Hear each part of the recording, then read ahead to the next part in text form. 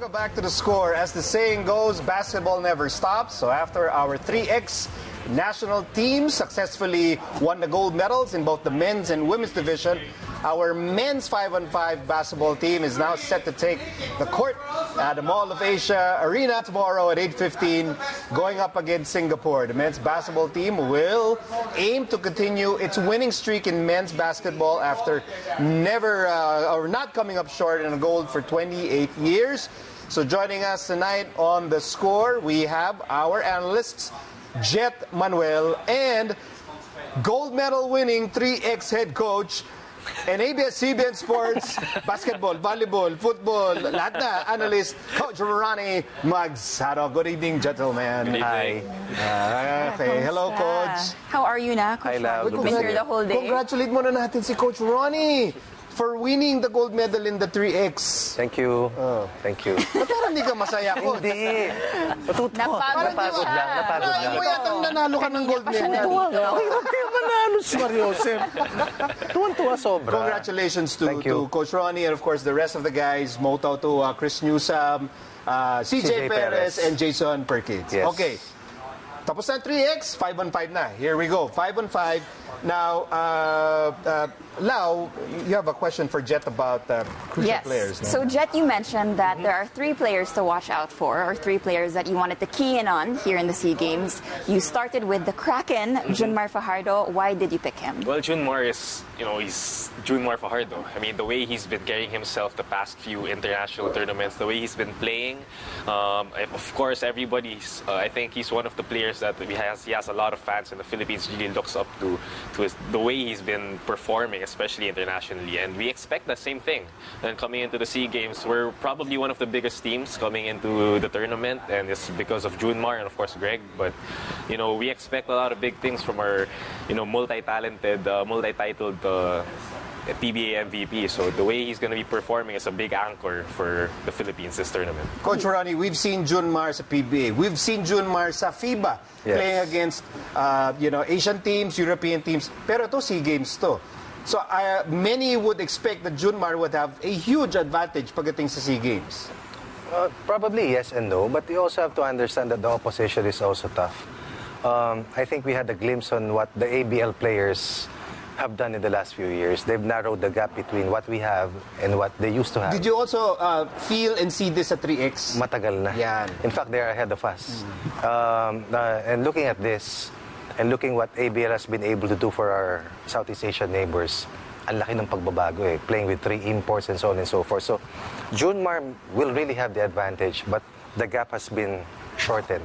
Mas maliit na yung gap unlike before. But going back to what Jett has said, I think the best description that we can give to Junmar is that he's going to be the anchor for the Philippines for the rest of the competition. Best big man in the country in the last 5 years at least, and he will hold that position at least in the next 5 more years. And right now, to be a part of the national team against the best of Southeast Asia is the best thing that Coach Tim will have in his arsenal come the Southeast Asian Games. All right, well, moving on from Junmar, you also mentioned another player, almost just as dominant, Junmar's former teammate, Christian Standhardinger.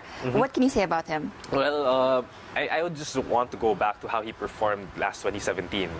He came onto the SEA Games stage with a lot of younger players, and he was maybe the anchor in that team for them, and he performed very, very well. His ability, I think, will be key for the Philippines. He's able to run the floor, and the thing with him is that he gives 150%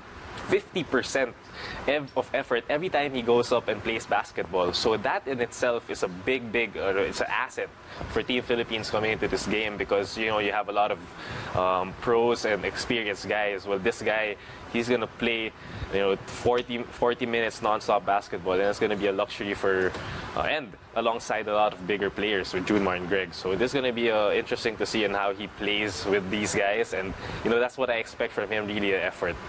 Coach Ronnie, how worried would you be? You are Singapore, Vietnam, and Myanmar, and may Junmar ka nang ang katapat. May Standhardinger ka pang poproblemahin. Kilalang-kilala rin yan ng ating mga kapitbahay sa Southeast Asia because he played in the ABL prior to playing in the PBA. But that's a problem that they have to solve, and an asset that we will hold against them starting tomorrow. Christian is a different big man who runs like a perimeter player, and he has something to prove given the last trade that saw him make a move from San Miguel to the Northport team. Yung confidence niya siguro, mas tumaas pa ngayon. Ano? In fact, kumanga nga si Coach Tim dahil galing sa 60-minute na nilaro, sumipot sa ensayo. At nag-ensayo. Nakapagod-pagod. Nag-ensayo, naglalakad ng diretso. Masakit yung likod pero hindi naman nagpalata. So I think it's that kind of thinking that distinguishes Christian Standhardinger from perhaps the rest of the opposition. No? The ability to play when others will not be able to stand up nor run anymore, and the quickness that he possesses. So he's a perfect complement to what Junmar Fajardo is for the national team. And I think he will also be a main part in the title defense of the country in this Southeast Asian Games. And finally, third on your list, Jett, is Stanley Pringle. Why is he so vital to this? Stan the man. From bigs, we go out naman sa perimeter players, and I think he's the best perimeter talent that we have in the country right now. The way he's been performing the last few seasons in the PBA, and his experience also playing alongside Jordan Clarkson, playing internationally in the FIBA tournaments. He's proven that he can play and actually excel above the NBA talent even. So with that talent that you have and putting him in the SEA Games level, I think he's just gonna be more comfortable because of he's been playing with Coach Tim a lot. He's gonna have the ball in his hands a lot. He's gonna be running a lot of pick and roll. So I think we're gonna see a lot of action from him, and of course the explosiveness and scoring. Coach Ronnie, parang si Standhardinger, si Pringle kilala na rin ng ating mga kalaban sa ASEAN. And I had the chance to also work with Christian and Stanley last year. The work ethic that Stanley has is truly amazing. The feistiness that you see on court is very different from his demeanor off court.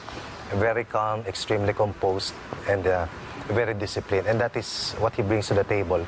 And that's the reason why Coach Tim probably wanted him for Ginebra.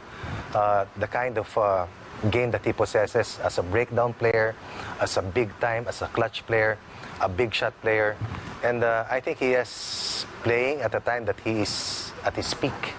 And he will be probably the main anchor in the guard position, the perimeter position, as one of the chief scorers for Coach Tim in the Southeast Asian Games. The Philippine team starts its SEA Games campaign tomorrow at 8:15 p.m. Against Singapore. Jett, Manuel, Coach Ronnie Magsanoc, man of so many talents.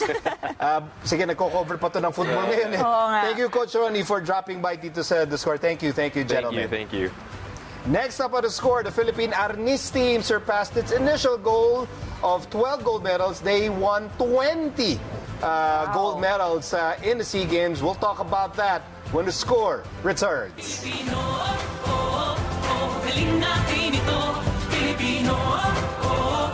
parinig sa